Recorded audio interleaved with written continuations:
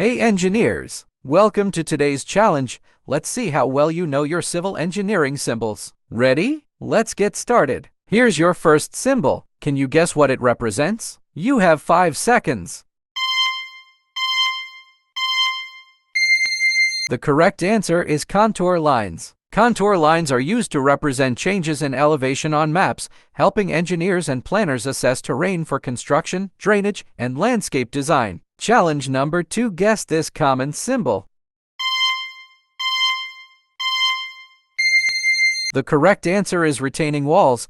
This is a structure built to hold back soil or rock on a slope, preventing erosion and providing stability to the landscape. Challenge number 3. This one is a little bit difficult.